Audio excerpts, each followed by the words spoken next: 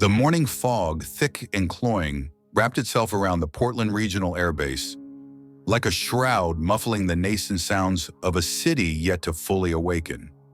It clung to the vast tarmac, blurring the edges of hangars and patrol vehicles, transforming the familiar landscape into a realm of pearly, ethereal uncertainty. Officer Ilara Vance, her gaze unwavering, guided her department SUV into the designated K9 unit parking space. The low rumble of the engine, a comforting thrum beneath her fingertips. In the rear compartment, Kale, her 4-year-old Belgian Malinois, shifted restlessly. He was a living crucible of contained energy. His muscular frame taut, his intelligent eyes reflecting the diffused glow of the pre-dawn security lights. He sensed the shift in the air, the unique energy of a mission-critical day, even before Ilara fully processed it. The digital dashboard clock read 5:42 a.m. an hour that felt more akin to the deep quiet of midnight than the cusp of dawn. But for Ilara and Kel, it was the precise moment their day of extraordinary duty began. Ilara stretched a silent symphony of cracking joints, then reached for her gear bag. "Almost there, Mav."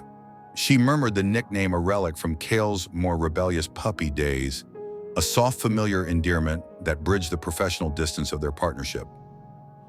As she opened the driver's door, the crisp October air, sharp and invigorating, swept into the confined space of the SUV. It carried the metallic tang of jet fuel, the faint scent of aviation lubricants, and the damp earthiness of approaching rain. A bruised ink-dark bank of clouds loomed on the western horizon, a stark, ominous counterpoint to the luminous fog. Weather forecasts had promised the storm would hold off until late afternoon, a comfortable window for their operation, leaving them ample time to complete their aerial security detail. But the quickening breeze, a restless whispering sigh across the airfield, hinted that nature might possess its own less accommodating agenda. Ilara felt a familiar tightening in her stomach, a pre-mission tension that was as much a part of her routine as Kale's focused anticipation. Ilara was a study in controlled capability. Her movements were economical, honed by years of intense physical training and the demanding intricacies of K9 handling. She had found her calling not in the rigid structure of traditional patrol, but in the unpredictable, intuitive world of the K9 unit. Growing up with a childhood spent in the rugged Pacific Northwest, she had always possessed a deep connection to animals, a quiet understanding of their unspoken language. After a brief, unsatisfying stint in forensic analysis, she had joined the police academy, drawn by a fierce desire to serve, to protect, but also by an intangible pull towards the less quantifiable aspects of police work. The K9 program, with its emphasis on instinct bond and unparalleled sensory perception, had been an immediate, undeniable fit. It was here she had met Kale. Kale then, a boisterous, albeit brilliant trainee, had chosen her, not the other way around. He had dismissed other handlers with a playful nip or an indifferent glance. But with Ilara, he had settled, his sharp, intelligent gaze mirroring her own quiet determination. Their partnership had been forged in the fires of relentless training exercises, pushing the boundaries of both human and canine endurance. They had endured grueling simulated searches in abandoned warehouses, rappelled from towering structures, and faced deafening explosions in mock combat zones. Kyle's exceptional performance in explosive detection and tactical operations, coupled with his almost preternatural ability to remain calm under extreme conditions, had made him ideal for aerial deployments, a rare and highly sought-after specialization. Within the K9 ranks, Ilara had often fought to prove his value, to demonstrate that Kale was not just a tool, but an invaluable partner whose intuition often surpassed the most advanced technology. She released Kale from his transport kennel, and the Malinois sprang out, a blur of muscle and fur. His movements fluid and purposeful, his specialized tactical vest, a charcoal gray canvas emblazoned with the word police in bold reflective lettering, caught the airfield security lights, casting fleeting streaks of silver across his dark fur. He moved with an effortless grace, his gaze sweeping the vast expanse of the hangar and the mist-shrouded runway beyond, absorbing every detail, processing every scent. Looking sharp this morning, Vance recalled a voice cutting through the morning quiet. Captain Elias Thorne emerged from the hangar entrance, his silhouette framed by the warm glow within.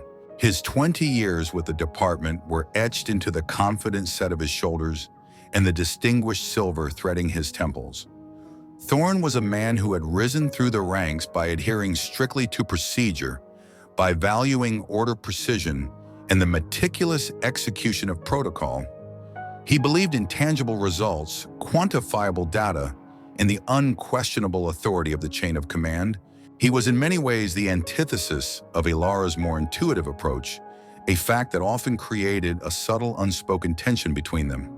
He respected her skill, but he viewed Kale as a highly specialized, unpredictable asset rather than a fully integrated partner.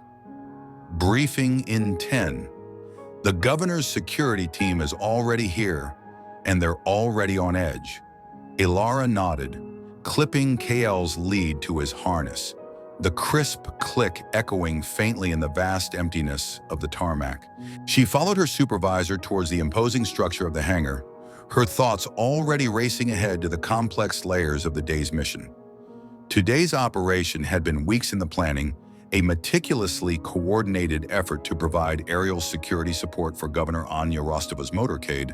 Rostova, a formidable figure with a no-nonsense reputation, was en route to a highly controversial infrastructure summit, a public forum designed to garner support for a massive statewide renewable energy project that had inflamed public sentiment. Environmental groups, local landowners, and a vocal faction of anti-government activists had formed a volatile coalition threatening to disrupt the proceedings. Intelligence reports, grim dispatches that spoke of escalating tensions, had flagged multiple potential threats from large-scale civil disobedience to smaller, more organized acts of sabotage.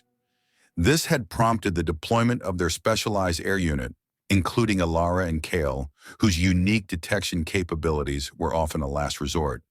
Weather window is narrowing. Thorne observed his gaze briefly sweeping the darkening horizon, a subtle crease forming between his brows. Let's make this briefing quick.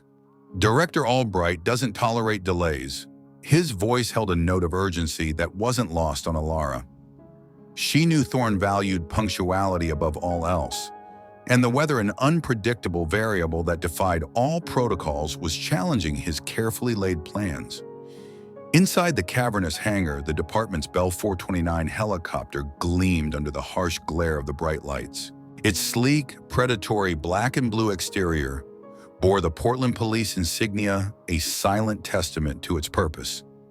Commander Orion Blackwood, the unit's senior pilot, moved with a practiced, almost meditative precision as he conducted his pre-flight inspection. His movements were economical, each adjustment, each glance at a component, a testament to a lifetime spent in the intricate dance between man and machine. Blackwood was a former Air Force pilot, a man who lived by the rigorous logic of aerodynamics and the infallible certainty of mechanical engineering. He trusted his instruments, his training, and his crew, but an animal's intuition was to him an almost abstract concept outside the realm of verifiable data. Morning, Vance. Blackwood called, his voice calm and steady, a low thrum beneath the ambient hum of the hangar. He didn't look up from the tail rotor. He was meticulously inspecting his focus. Absolute, your four-legged partner ready for a bumpy ride. Forecast is showing some nasty wind shear developing over the Cascade foothills. Kale's logged more flight hours than some of your rookies, Blackwood, Ilara retorted with a small, confident smile. He'll be fine. He considers turbulence a personal challenge. She had to remind herself that Blackwood's apparent nonchalance wasn't a slight, but rather the calm, almost detached demeanor of a man who lived by precision and quantifiable data. He appreciated Kaol's utility, but his reliance on the measurable made him inherently cautious of the intangible. The pilot straightened, wiping his hands on a cloth before approaching. At 42, Orion Blackwood carried himself with the quiet confidence of someone who'd spent more than half his life amidst the roaring engines and boundless skies. His transition from the disciplined world of the Air Force to law enforcement aviation had brought a much-needed infusion of expertise to their specialized unit, elevating their capabilities significantly. He'd seen every kind of mechanical failure, every kind of human error. His trust was in the cold, hard facts of engineering and the meticulous pre-flight checks. Fair enough. Blackwood conceded, a hint of amusement in his eyes as he bent to offer his hand to Cale. The dog sniffed it briefly, his nostrils flaring, then allowed a quick scratch behind the ears, a rare gesture of acceptance from the usually reserved K9. He seems calm today. That's good. Last thing we need is a nervous dog in a helicopter during turbulence, especially with the governor on the ground.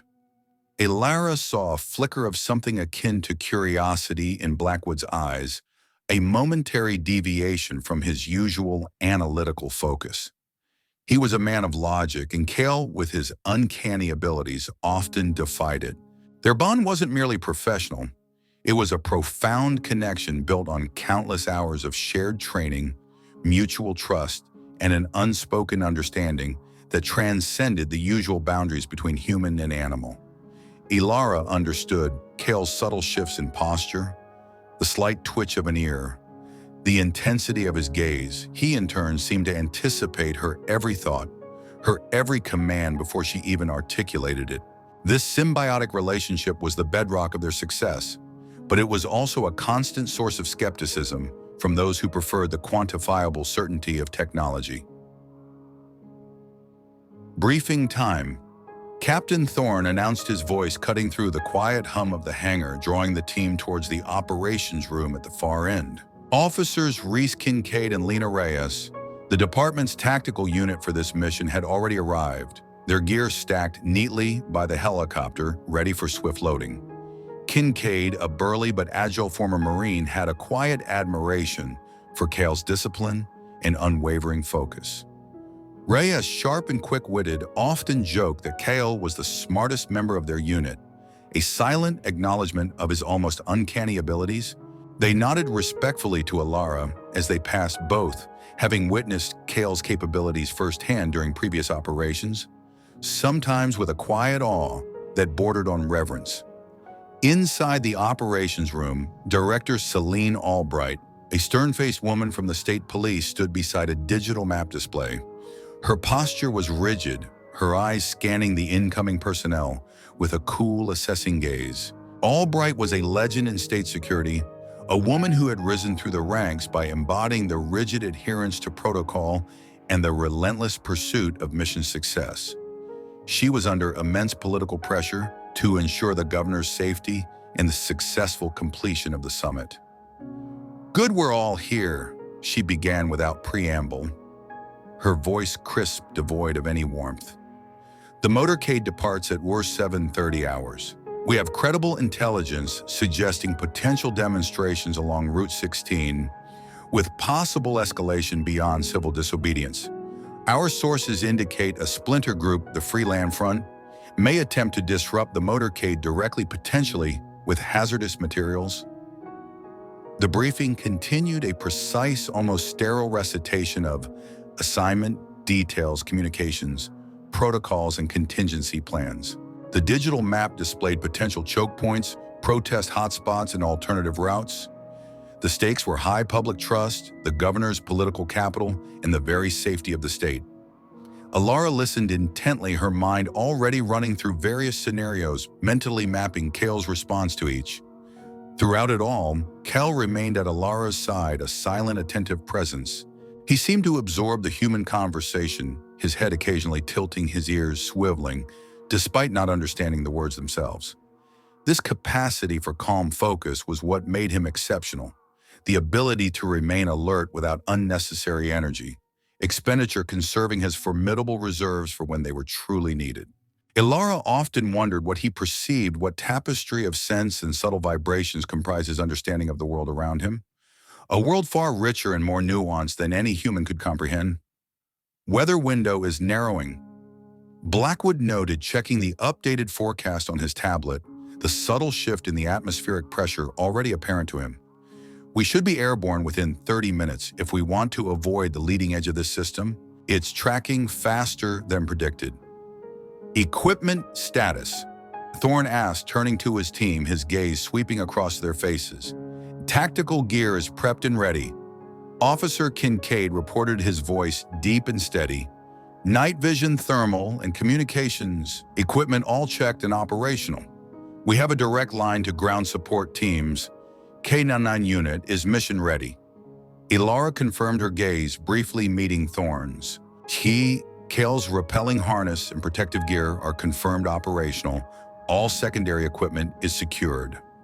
She felt the familiar pre-mission tension settling into her shoulders, a subtle tightening of muscles, a quickening of her pulse. Their specialized aerial K9 unit had proven its value repeatedly over the past 2 years, becoming an integral, if sometimes controversial, part of VIP security operations. They were a niche, a unique asset that defied easy categorization within the departmental hierarchy, often operating in the gray areas where technology ended and instinct began.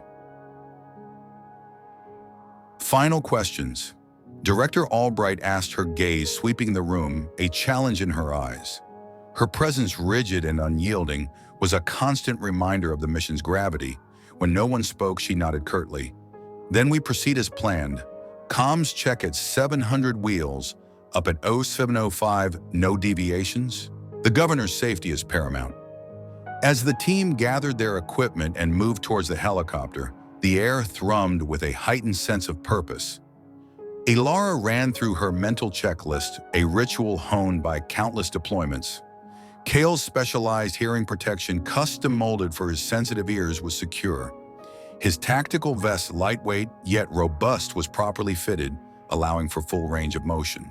His specialized rappelling harness, a marvel of engineering designed to distribute his weight safely during airborne deployments, was checked for any signs of wear or stress.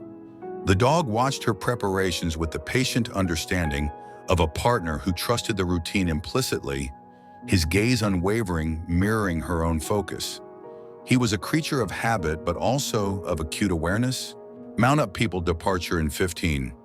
Blackwood called, now suited up in his flight gear, his movements precise as he completed final preparations, with his co-pilot, Lieutenant Commander Kai Shen, a younger pilot with an eager analytical mind. Watch Blackwood's every move, absorbing the decades of experience. The crew, consisting of Ilara and Kale officers, Kincaid and Reyes, the flight crew and specialist Anya Sharma, the communications specialist, began loading their equipment onto the helicopter. The rotors remained still for now silent giants against the misty dawn. But pre-flight systems hummed with electricity, a rising crescendo as the aircraft came to life under the pilot's skilled hands. The scent of ozone jet fuel and warm electronics mingled in the crisp air. Ilara approached the boarding ramp, with Kyle allowing the tactical team to load first their gear, clanking softly as they climbed aboard. The metallic tang of the helicopter's skin, warmed by the internal systems, wafted towards her. "Let's go, Mav," she encouraged, taking the first step up the ramp, her hand a gentle guiding pressure on his lead. She felt the cool aluminum under her boots, the faint vibration of the helicopter coming to life. Kyle didn't move. His body suddenly went rigid, his feet planted firmly on the tarmac, a statue of concentrated stillness. He was a living anchor, unyielding. Ilara posed, her brow furrowing. "Come on, boy," she coaxed, applying another gentle pressure on his lead, her voice softer, more insistent. Still, the Malinois remained frozen, his eyes, usually so vibrant with anticipation, fixed with an unsettling intensity on the sleek, dark fuselage of the helicopter. There was no fear in his eyes, no typical dog-like reluctance, only a deep, unwavering focus. It was the look he gave when he detected a scent that mattered, a hidden threat. Captain Thorne, already halfway to the cockpit, his hand hovering over his watch, noticed the delay. He turned, his expression tight. "Problem, Vance." He called, his voice sharp with impatience. "He's just hesitating. Give us a second." Ilara's voice was calm, but a flicker of unease stirred within her. Kale wasn't prone to hesitation. He was a creature of unwavering focus, a product of meticulous training that honed his instincts to an almost supernatural degree. He didn't balk without reason. Ilara knelt beside her partner, her practiced hands sweeping over his muscular form, checking for any obvious issues: a caught harness strap, a thorn embedded in a paw, a patch of uncomfortable fabric. Nothing. Her fingers traced the contours of his vest, feeling for any subtle vibrations or unusual textures. Finding nothing amiss, she looked into his eyes. They were wide, unblinking, fixed on the aircraft with an almost primal intensity. A low, almost imperceptible growl rumbled deep in his chest, a sound that to Ilara was as loud as a shout. "Kyle, heel!" She commanded, her voice firmer, a subtle undercurrent of concern now present. The dog not only refused to move forward, but took a deliberate step backward, his posture shifting into what Ilara immediately recognized as a specific, undeniable alert behavior. His ears pricked sharply forward, his body tensing, every muscle coiled. He took another small step back, then a deliberate step to his right, subtly positioning himself between Ilara and the helicopter ramp. Cal had detected something, and whatever it was significant enough to override his ingrained obedience and protective of his handler. This was not a casual warning. This was a profound refusal, a command from the animal itself. "Vance, we don't have time for dog drama." Thorne called, his patience clearly wearing thin, his voice now laced with a perceptible edge of frustration. "The motorcade is departing in 40 minutes. Director Albright is already calling." Inside the helicopter, Commander Blackwood watched the unfolding situation through the open cockpit door, his initial impatience deepening into irritation. "What's the holdup?" He called, his voice carrying easily across the tarmac. He glanced at Lieutenant Commander Shen, who offered a shrug, his eyes mirroring Blackwood's own frustration. "Is the K-9 unit going to delay a state-level operation?" Ilara's professional instincts warred fiercely with the crushing weight of operational pressure. Kale's behavior wasn't normal reluctance or fear. This was a trained, specific alert posture, one she had witnessed countless times in training scenarios. When detecting an explosive substance during training, he exhibited this exact sequence: the slight backward movement, the rigid posture, the intense focus, his body, a finely tuned instrument signaling danger. The dog shifted his weight again, moving subtly to block Ilara from approaching the helicopter. A protective gesture so unusual it sent a cold shiver down her spine. This wasn't just an alert, it was a plea. "I think we have a situation," she called to Thorne, who had now approached his face, a mask of visible frustration, his hands clenched at his sides. "What kind of situation?" Vance, the dog, spooked, probably senses the weather change or the vibrations from the auxiliary power unit. "Maybe he just doesn't like flying today." Thorne gestured dismissively toward the dark clouds, his gaze sweeping the sky. His words carried an underlying tone of irritation, a dismissal of Kale's capabilities. "No!" Ilara countered firmly, her voice unwavering despite the growing tension, her gaze locked on Thorne's. "This is specific alert behavior. He's detecting something, not just an anomaly, but something dangerous." She knew the captain's predisposition for empirical data, and she also knew the immense weight of his authority. Yet the cold certainty in Kale's posture left no room for doubt. To ignore him would be to betray every principle she held dear, every lesson she had learned about this extraordinary animal. "Officer Vance, we've conducted full security sweeps of this aircraft 3 times in the past 12 hours. Thorne argued, his voice low but intense, a clear warning.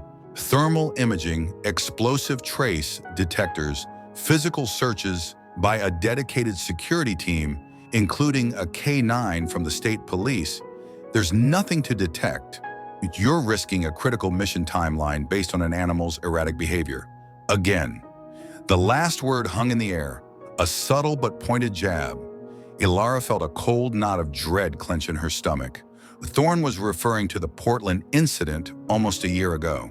Cale had alerted to a supposedly empty building during a routine sweep for a visiting dignitary.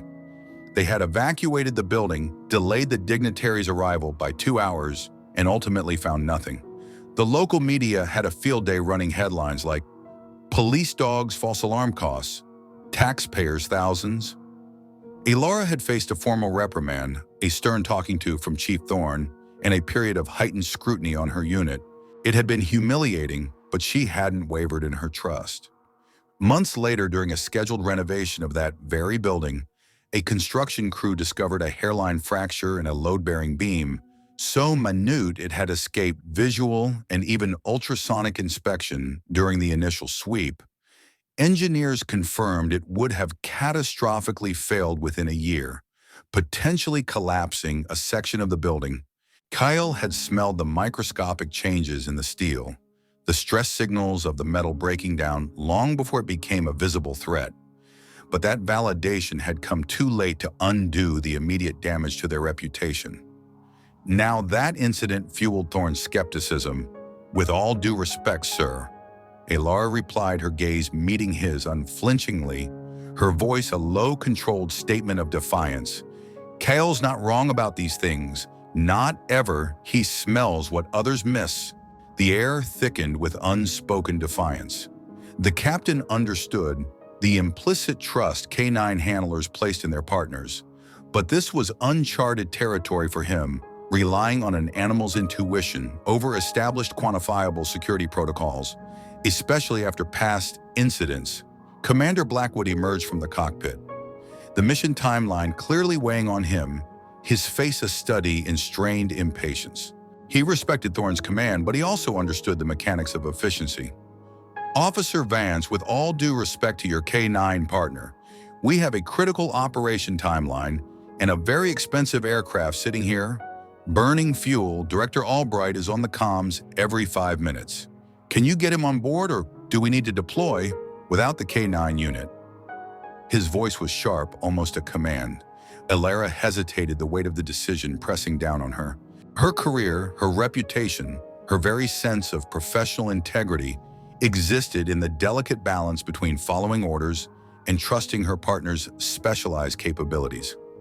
In the Portland Police Department, K-9 handlers were expected to exercise independent judgment, to act as the ultimate authority on their animals' reactions. Their animals' unique abilities often transcended standard protocols, providing a layer of security that no machine could replicate. But this was a high-profile operation involving multiple agencies, the governor herself, and the rigid structure of state security. The pressure was immense, a palpable force that threatened to buckle her resolve. "Commander Blackwood," Ilara began, her voice steady, unwavering. "In 3 years, Cale has never given a false positive that wasn't later justified. If he's refusing to board, there's a reason. He's not just spooked. He's alerting his life and mine are on this aircraft. I trust him with both." "We don't have time to figure out what's spooking him," Thorne interjected, cutting her off. His exasperation evident, his face flushed with frustration. "The governor's motorcade won't wait. This isn't a training exercise, Vance. This is a real-world security operation with very real stakes. We need to move." Ilara's mind raced, recalling the Portland incident, the humiliation, the quiet vindication months later. She thought of other times Cale had saved lives, averted disaster. The time he'd found a missing child by tracking the microscopic scent of fear in a dense forest when human search parties had given up. The time he'd alerted to a faulty gas line in a crowded public building during a routine sweep, preventing a carbon monoxide leak that could have killed dozens. His accuracy was not merely impressive, it was absolute. He was not just a dog, he was an extension of her own senses, a highly specialized living instrument. Sir Ilara addressed Thorne directly, her voice imbued with a newfound resolve, an inner strength that hardened her gaze. "I'm formally requesting we delay departure for an additional inspection based on the dog's behavior." This is a critical alert, and I believe it concerns a serious threat to the aircraft's integrity, not just a generalized external threat. Do you understand what's at stake here? Officer Vance? Thorne's voice was low, almost a growl. His eyes narrowed. The political ramifications, the public trust, the governor's safety, the entire integrity of this operation. You're asking me to defy Director Albright and explain why we're stalled on the tarmac for a dog's intuition? I do, sir, Elara replied, her voice level despite the tumultuous emotions swirling within her. And I'm willing to accept full responsibility if I'm wrong. But I can't in good conscience board this aircraft knowing Kale is signaling a threat. He's never been wrong, not when it truly mattered. His life is on that helicopter and so is mine. If he says there's a problem, there's a problem. Cal remained utterly focused on the helicopter, his body language unchanged, a steadfast indicator of danger. This wasn't anxiety or confusion. This was a trained alert that Elara had learned to trust implicitly, often above contradictory human assessment. It was the core of their partnership, the bedrock of her professional identity. From the cockpit door, Blackwood observed the exchange with growing interest, his initial frustration subtly shifting to professional curiosity. He was a man who trusted mechanical gauges with his life daily instruments that registered the minutest shifts in pressure, temperature, and flow.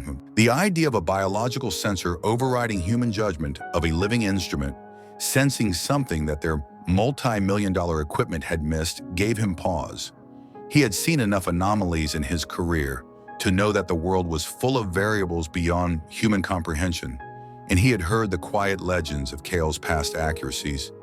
A seed of doubt carefully planted began to sprout in his logical mind. Captain Thorne, Blackwood called, his voice calmer, now laced with a hint of intrigue. What if she's onto something? These canines are essentially walking chemical detectors, right? More sensitive than most of our equipment. They don't lie about these kinds of specific alerts if she's that sure. And the dog is this insistent. It might be worth 5 minutes. A pilot's first duty is safety. Captain A, delay is better than a crash. His eyes, sharp and analytical, fixed on Kale, who stood rigid, unwavering, a living, breathing instrument. Thorne wavered, caught between the crushing weight of operational pressure and the nascent seed of doubt now planted by Blackwood's pragmatic assessment. Elara could almost see his mental calculation, weighing mission requirements against potential risk protocol, against the specialized, unquantifiable capabilities that made their K9 units so valuable, yet so frustratingly unpredictable. He was a man of systems, of proven methods. Kel represented the unknown variable, a wild card in a tightly controlled environment. The memory of the Portland incident and Kale's ultimate vindication likely played a role in his decision. You have 5 minutes, Vance. Thorne finally conceded, his voice tight with resignation, his jaw clenched. Not 1 second more, and if he doesn't find anything, we're going to have a serious conversation about insubordination and wasted resources. Director Albright is going to be furious. Elara nodded gratefully, a silent wave of relief washing over her. 5 minutes, it was a tight window, a frantic dash against the clock. But it was enough. She turned her attention back to Kale, her hand stroking his rigid back, her voice a quiet command. Show me, Mav. Show me. She unclipping his lead to give him freedom to work, trusting him implicitly. The Malinois released from his tether immediately began a purposeful, deliberate movement around the helicopter's exterior. His nose, a symphony of olfactory sensors, worked intensely, sniffing the air in short, precise intakes as he traced something invisible to the human observers. He moved with a methodical grace, his body a finely tuned divining rod searching for a hidden anomaly. Elara watched him, every muscle in her body tensed, her heart pounding against her ribs. She knew Kale's every twitch, every subtle shift in his posture. His head lowered, nose to the metal skin of the aircraft, then lifted, taking in the air currents, his movements becoming more focused. His tail held rigid. He was isolating a scent, a foreign signature on the familiar metallic canvas of the helicopter, The tactical team Officer Kincaid and Officer Reyes had emerged from the aircraft, now watching with a mixture of impatience and growing curiosity as the dog performed his impromptu inspection. Specialist Anya Sharma, the communications officer, paused her system checks inside the cabin. Her face pressed against the window, her expression a mixture of skepticism and fascination.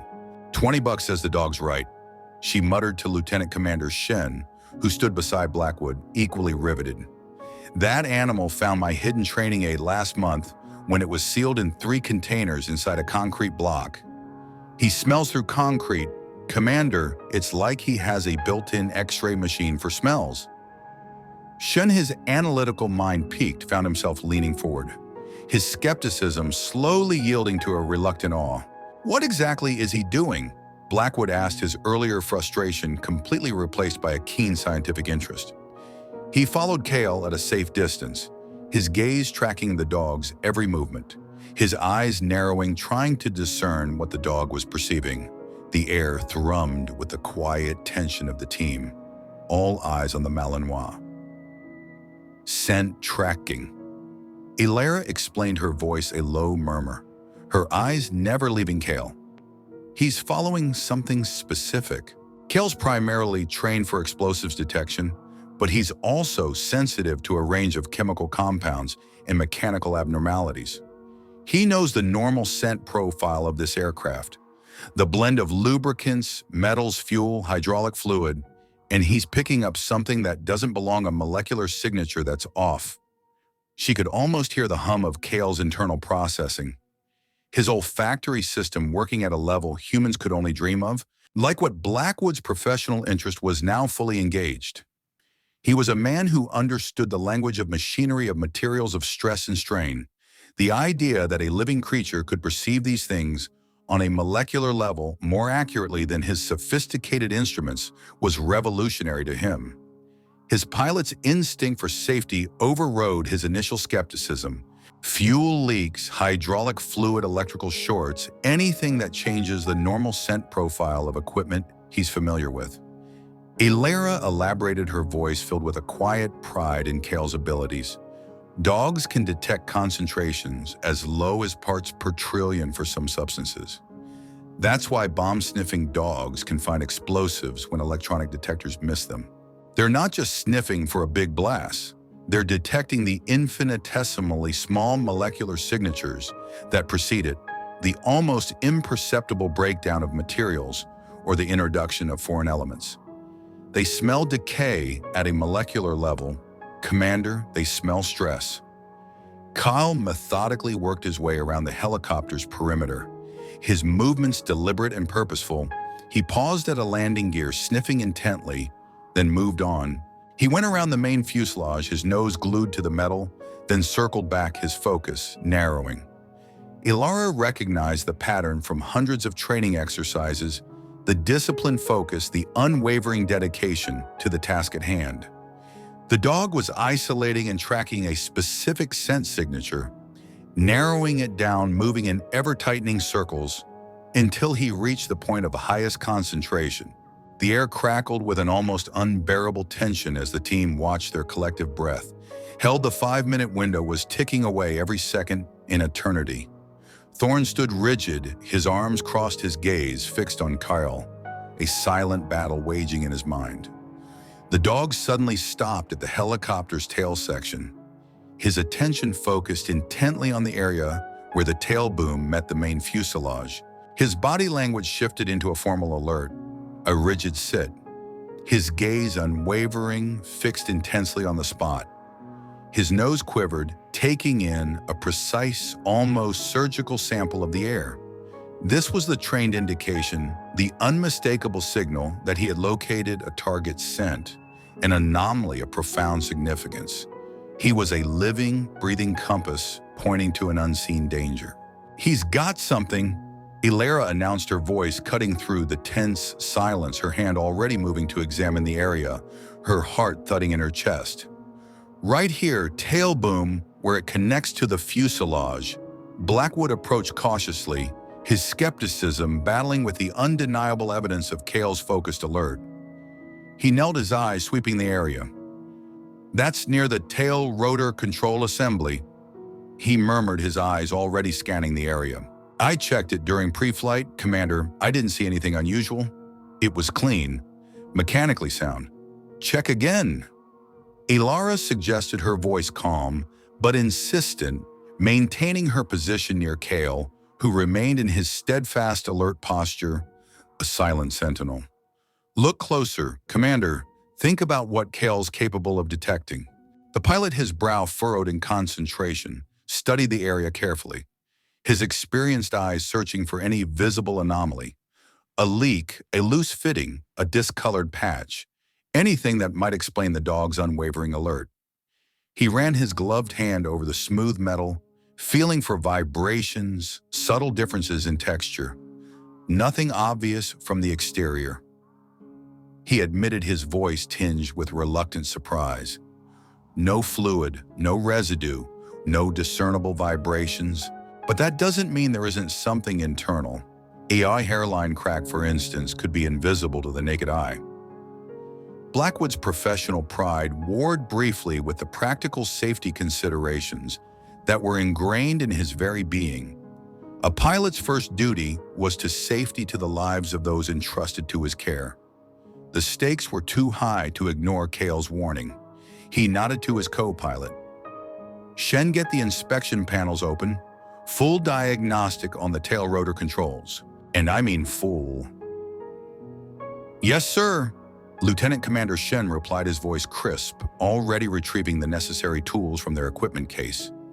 The metallic clink of wrenches against steel was the only sound in the hangar, now a stark contrast to the earlier hum of the aircraft and the chatter of the team. Kincaid and Reyes exchanged a look, a silent acknowledgement of the gravity of the situation. Sharma, from inside the cabin, was glued to the window, her earlier skepticism completely gone. The next few minutes passed in an agonizing silence, punctuated only by the precise sounds of the pilots dismantling the panels. Their movements methodical, their expressions grim. The interior of the tail section, a labyrinth of wires, hydraulic lines, and control rods, slowly came into view. The tactical team muttered among themselves, their impatience now replaced by a quiet unease. An almost superstitious respect for the dog. Officer Kincaid ran a hand through his hair, his gaze fixed on Kale. A newfound respect dawning in his eyes, Officer Reyes subtly moved to stand closer to Ilara. A silent show of solidarity, her hand resting on the hilt of her sidearm, ready for anything. Captain Thorne checked his watch repeatedly, his face a study in tight-lipped concern, already on his radio. His voice low and urgent as he explained the situation to command, carefully choosing his words. "Sir, the governor's security team is asking for a status update." Specialist Sharma reported through Thorne's earpiece, her voice relaying the building pressure from Director Albright. "They're getting very agitated about the delay. Albright is demanding an explanation." "Tell them we're conducting an additional highly sensitive safety inspection based on new intelligence." Thorne responded, his expression tight, his jaw set. He knew he was walking a fine line, defying a direct order from Albright, but the potential consequences of ignoring Kyle were too terrifying to contemplate. "Estimated delay 15 minutes, and keep them off my back? Sharma, we have a situation here." Ilara remained beside Kyle, her hand gently stroking his head occasionally, offering quiet praise for his unwavering alertness. The dog maintained his position, still indicating the specific area, a silent sentinel even as the maintenance panels were removed. This persistence confirmed what Ilara already knew. Whatever had triggered his alert was significant, a threat that transcended the visible world. Kale's senses were a window into a reality hidden from humans, a reality that could have devastating consequences. "Hold up!" Lieutenant Commander Shen called suddenly, his tone shifting from skepticism to a sudden sharp note of concern, his voice echoing through the cavernous hangar. "Commander, we've got a problem here." "A serious problem." Blackwood moved quickly to his co-pilot's side, his experienced eyes narrowing as he examined something in the exposed control assembly, illuminated by Shen's flashlight. His expression transformed the initial frustration, vanishing, replaced by a profound, almost disbelieving awe. He carefully traced a component with his finger, his touch light, almost reverent, his face paling. "Jesus!" He muttered the word, a low expletive of shock, looking back at Cale with newfound respect, his gaze sweeping from the tiny crack to the unmoving dog. "Well, I'll be damned, Cale, you magnificent beast." "What is it?" Blackwood Thorne demanded, approaching the inspection, his voice taut with apprehension, his own fear momentarily eclipsed by a growing sense of dread. He knew the tone in Blackwood's voice. It was the tone of a pilot who had just seen something catastrophic. Control rod assembly is showing stress fractures. Blackwood explained, his finger pointing to a barely visible hairline crack in a critical component. It was a tiny, almost imperceptible fissure, nestled deep within the assembly, obscured by other components and shadows. It's almost microscopic, Captain, located directly behind the primary access panel, shielded from normal visual inspection. It would likely have failed during flight, especially in the severe turbulence we're expecting over the Cascades. He looked up, his eyes meeting Thorne's. "This component controls the tail rotor's pitch. If it goes, we lose yaw control. The helicopter spins out of control." "Would the pre-flight checks have caught it?" Ilara asked, though she already knew the answer. Cale's unique ability often exposed flaws undetectable by conventional means. Blackwood shook his head, his expression grim, a profound respect dawning in his eyes as he looked at Cale. "Negative. The crack is in a position that's not visible during standard inspection. We only found it because we removed the access panel based on your dog's alert. Officer Vance, without Cale, we would have flown. We would have flown straight into a death trap." His voice was low, filled with a chilling certainty. "How long would it have taken to fail?" Thorne asked, professional concern, now completely replacing his earlier skepticism. His eyes, once filled with frustration, were now wide with the sobering realization of the impending catastrophe. "Hard to say precisely," Blackwood replied, carefully examining the damaged component, his pilot's mind already calculating the variables of stress vibration and air density. "But based on the propagation pattern and the stress this section experiences during flight, particularly under high-stress maneuvering conditions like navigating wind shear or evasive action during a protest, I'd estimate failure within the next 2 to 3 hours of operation. Maybe sooner. A catastrophic failure, absolutely." The implications settled over the group like the approaching storm clouds. A tail rotor failure during flight, particularly during turbulence, or at a critical moment during a VIP protection detail, would have been catastrophic. The entire aircraft would have been compromised, tumbling from the sky. "So what exactly would have happened?" Thorne asked, his voice hushed, the full weight of the near disaster pressing down on him.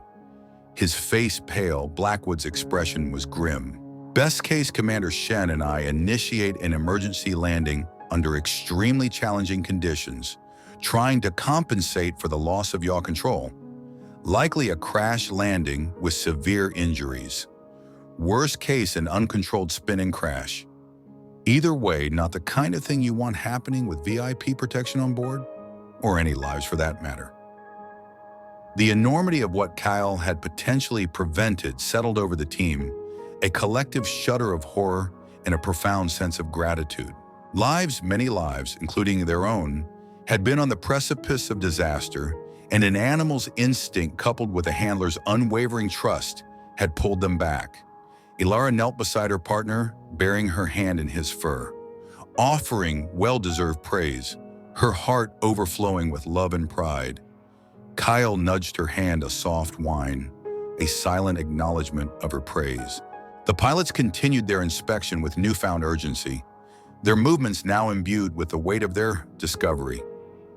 "This isn't normal wear and tear," Shen observed, examining the component more carefully, his voice tight with a dawning suspicion. "The pattern suggests potential tampering. Look at the edges, Commander. The score marks." This isn't a fatigue crack. Blackwood nodded in agreement. His professional judgment affirmed, the fracture pattern is highly unusual. Look at the stress point. It's not a fatigue crack from gradual use. It's been deliberately weakened. See how the metal shows? Compression marks here and here. He pointed to barely perceptible indentations in the metal surrounding the fracture marks that would have been invisible without the detailed inspection and Cale's precise alert. That's consistent with the application of external focus force. Someone applied pressure to create a delayed failure. This wasn't an accident, Captain Thorne. This was sabotage. Someone wanted this helicopter to go down.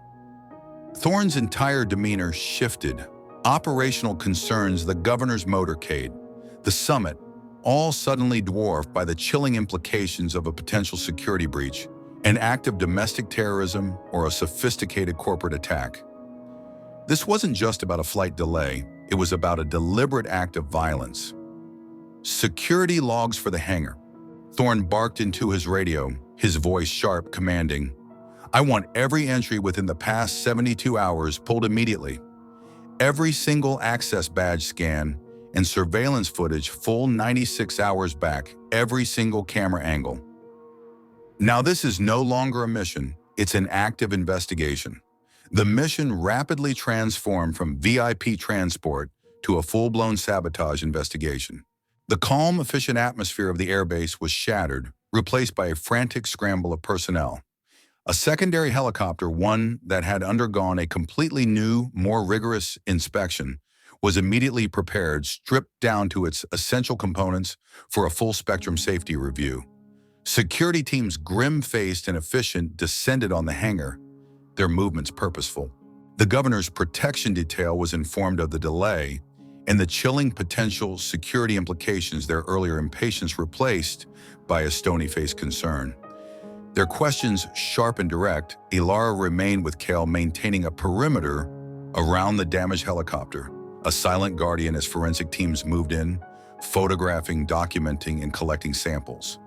Investigators meticulously documented the damaged component, every angle, photographed, every minute detail, logged. They began reviewing maintenance records, cross-referencing personnel access, searching for any anomaly. Cale, now that the immediate threat was identified, had settled, but he remained alert to his surroundings, his head swiveling occasionally, his ears twitching, still on duty, processing the unusual bustle. Your partner just saved lives. Officer Vance, Blackwood said, quietly as he approached them, his voice heavy with a profound respect that Ilara hadn't heard from him before. The pilot's earlier skepticism had vanished, entirely replaced by a deep, almost reverent appreciation. That component would have failed during the exact kind of maneuvering we'd need to do along the motorcade route, precisely when we'd be most vulnerable. In that wind shear, there would have been no saving us, no doubt in my mind. Ilara nodded, allowing a small, tired smile to touch her lips as she scratched behind Kyle's ears. He's good at his job, Commander. He's just different. He speaks a language we're only beginning to understand. How did he know? Blackwood asked, genuine curiosity etched onto his face, his pilot's mind already racing with the implications for aviation safety. There was no visible crack from the exterior, no fluid leak, nothing obvious even to the naked eye. Our most advanced sensors missed it. Scent detection isn't just about obvious odors. Commander, Ilara explained, her voice patient, understanding. Blackwood's need for scientific explanation, for the logic behind the miracle. Stress fractures in metal release, microscopic particles. They change the chemical composition of the air in ways too subtle for humans to detect, but well within a dog's capabilities. It's a smell of the metal breaking down, of the molecular bonds stretching and fracturing. Cale's been around helicopters enough to know what they normally smell like, what the specific alloys and lubricants and composites are supposed to smell like. This one smelled wrong to him. The signature was off. It was an alarm bell for his nose, so he detected the metal itself breaking down. Blackwood asked fascinated, his mind already racing with the implications for aviation safety. The actual molecular change? Essentially, yes. When metal fractures, it releases volatile, organic compounds at the molecular level. Ilara clarified. Different metals release different compounds, even in minuscule amounts. It's not that Cale's identifying the object or the flaw. He's detecting the unique chemical signature of the anomaly, a distress signal from the material itself. It's a subtle shift in the normal scent of the aircraft, a distress signal that only his nose, finely tuned through instinct and training, could interpret. He sensed a flaw in the machine's very essence. Blackwood listened, his eyes wide with dawning understanding. He was seeing his world, a world of precision engineering and predictable physics, through a completely new lens. The investigation moved with astonishing speed. Preliminary reviews of surveillance footage, painstakingly analyzed by a team of analysts, revealed a maintenance contractor accessing the helicopter during unauthorized hours 2 nights prior. The man, identified as Silas Croft, age 42, a former technician with a checkered employment history, had apparently used legitimate credentials to enter the secure hangar. After hours, a subtle manipulation of the access logs that had gone unnoticed. The footage showed him alone, his movements precise and deliberate, a ghost in the pre-dawn hours, lingering suspiciously near the tail rotor assembly for approximately 28 minutes before departing. The access logs showed a gap in his usual work schedule, a period he had claimed was for a personal emergency security teams. Working with intelligence gathered from the initial footage, quickly located Croft preparing to leave the city on a Greyhound bus departing for Seattle. He was meticulously packed, a one-way ticket clutched in his hand. His expression upon being approached by officers, a flash of terror followed by a grim resignation, confirmed their suspicions before a word was spoken. The conscious guilt of someone who knows they've been caught, his escape plan foiled by an unseen force. When brought in for questioning, Croft initially maintained his innocence, a carefully constructed facade of indignant confusion. He claimed he'd simply been completing routine authorized work, responding to a late-night service call that had been logged. His demeanor, however, changed dramatically when investigators brought Cale into the adjacent observation room, visible through the one-way glass.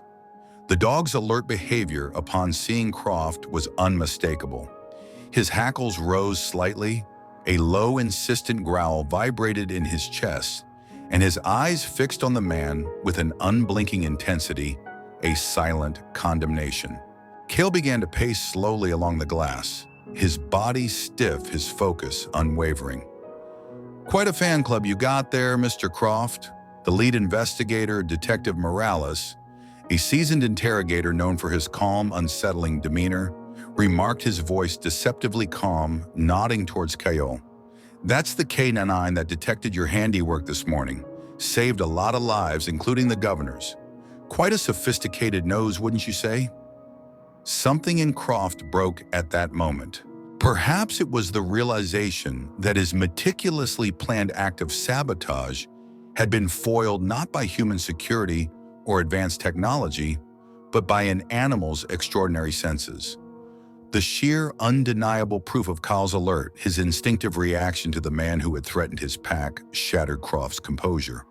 Or perhaps it was the chilling knowledge of the catastrophe he had so narrowly, unknowingly unleashed.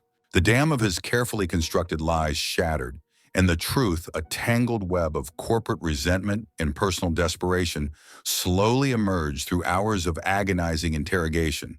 "It wasn't supposed to be political," he finally admitted, his voice raw, choked with a mixture of fear and a twisted sense of grievance. His eyes were bloodshot, his body slumped. The governor wasn't the target. It was about them, the company, Blackwood's company, Skywatch Air Services. The full story, a complex narrative of corporate warfare and personal vendetta, slowly unraveled. Croft, a former technician with Apex Aviation, the rival helicopter service, had been laid off after Apex lost the lucrative police department contract to Blackwood's company, Skywatch Air Services, the previous year. He had nursed a deep-seated resentment, compounded by mounting personal debts, and a growing sense of injustice. The sabotage, he claimed, was industrial, not political terrorism. It was designed to create a high-profile incident, a mechanical failure that would call Skywatch's safety record into question and potentially reopen the bidding process, giving Apex a chance to reclaim the lucrative contract and, by extension, Croft's former job in financial stability. He never intended it to be fatal. Detective Morales explained later that afternoon as the team gathered in the briefing room, the weary lines etched on their faces telling their own story. The storm had arrived in full force, now rain pounding against the hangar roof, while wind buffeted the building, a fitting backdrop to the day's turbulent events. Just enough of an incident to raise safety concerns and trigger an investigation, a significant mechanical failure, forcing an emergency landing. Something that would look bad for Skywatch without risking lives. He claimed his former supervisor, Vance Caldwell, assured him the specific point of failure was fail-safe, meaning it would cause a controlled incident. Blackwood shook his head, his expression still grim. But in these weather conditions, with that kind of failure, especially with the stress he applied, there's no way it wouldn't have been catastrophic. He seriously underestimated the variables, the precise nature of that component's failure and the environmental conditions. He wanted an emergency landing, but he would have caused a crash plain and simple. Caldwell either lied to him or he's a complete amateur. Was he working alone or is Apex Aviation directly involved? Thorne asked, his mind already moving to the wider implications, the network of corporate espionage and criminal conspiracy. We're still investigating the wider connections, Detective Morales replied. Croft claims he was approached by Vance Caldwell, his former supervisor, now a high-level manager at Apex Aviation. He was offered $10,000 for what was described as creating a mechanical issue that would require an emergency landing but not endanger the aircraft. We have a warrant for Caldwell's arrest? This goes far beyond one disgruntled employee, Captain. This is a calculated corporate play. Ilara listened, her hand resting lightly on Cale's head as he sat calmly beside her chair. His steady presence, a quiet anchor in the storm of information. The Malinois remained calm but alert, his mission completed, yet his professional demeanor unchanged. This was what made him exceptional, the ability to transition between intense work and quiet alertness, without the nervous energy many working dogs displayed. His work was done and he was ready for the next command, or simply to rest beside his handler. The governor's motorcade had eventually departed with ground support. Only the aerial component of the security operation, scrapped due to both the sabotage investigation and the rapidly deteriorating weather. The summit would proceed under enhanced security protocols, but the shadow of the thwarted attack hung heavy over the proceedings. While the investigation into wider connections to the sabotage attempt continued, probing Apex Aviation's corporate practices and pursuing Caldwell, Ilara sat with Cale beside her, still processing how differently the day might have ended without her partner's extraordinary perception and her unwavering decision to trust it above human skepticism and operational pressure. She thought of the lives, her own included, that had been moments from tragedy, and the quiet heroism of the animal beside her. Officer Vance. Captain Thorne approached his earlier frustration, completely transformed into a profound sense of gratitude and respect. He looked at her, then at Cale, a silent apology in his eyes. Command wants a full briefing on how your K9 detected the sabotage. Chief Thorne himself was on the phone for an hour demanding details. They're considering implementing K9 mechanical inspections as part of standard protocol for all aviation units, department-wide and potentially at a state level. This could change everything for K9 units across the country. Kyle would appreciate more work, Ilara replied with a small, genuine smile, scratching her partner behind the ears, a silent message of love and pride passing between them. He considers it a treat. I owe both of you an apology, Officer Vance. Thorne continued, his voice sincere, his gaze meeting hers directly. You were right. I let the pressure get to me. Let the past cloud my judgment. I should have trusted you more, trusted him more. You were following protocol, Captain. Ilara offered her voice, soft, understanding the immense pressure he had been under. Trusting a dog over established procedures isn't standard operating procedure. It's not in the manual. Not yet. Maybe it should be, Blackwood interjected, joining their conversation, a thoughtful expression on his face. He looked at Cale, a slow, appreciative smile spreading across his face. In 20 years of flying, I've trusted mechanical gauges and human inspections without question. They are my instruments. They are my life. But today, he shook his head, a profound respect radiating from him.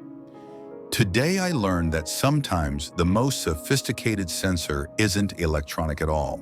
Sometimes it's an ancient bond, an instinct refined over millennia. Cal sensed what millions of dollars in technology couldn't. He smelled the danger in the metal itself. The irony, Lieutenant Commander Shin added, stepping up, a wry smile playing on his lips, is that we've spent millions developing technologies that still can't match what evolution perfected centuries ago. Dogs can detect some sense at concentrations of parts per trillion. That's like finding a single drop of water in 20 Olympic swimming pools.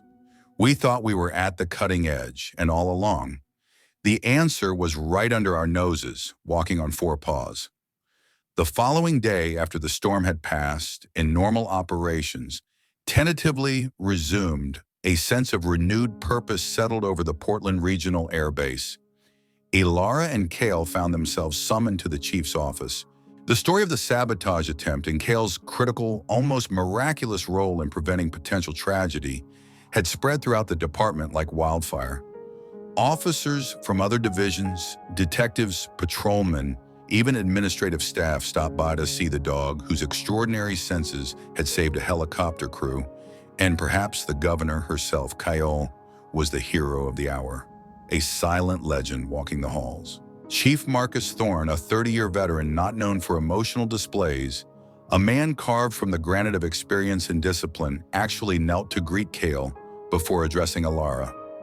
The chief, known for his gruff demeanor and unwavering focus on results, surprised Ilara with the warmth in his eyes as he looked at Cale. "Officer Vance," he said, his voice softened, imbued with a profound sense of gratitude. "I understand we have your partner to thank for preventing what could have been a terrible tragedy, a state-level disaster potentially." "Yes, sir," Ilara replied, a quiet pride swelling in her chest, her hand resting on Cale's head. Cale alerted to the damaged component before anyone else detected an issue. His instinct was undeniable even when it went against all conventional wisdom. "Your actions yesterday exemplify the highest traditions of this department," the chief stated formally, his gaze sweeping from Ilara to Cale, his words carefully chosen, resonating with the weight of the moment. Departmental photographers summoned for the occasion documented the moment, their flashes illuminating the quiet solemnity.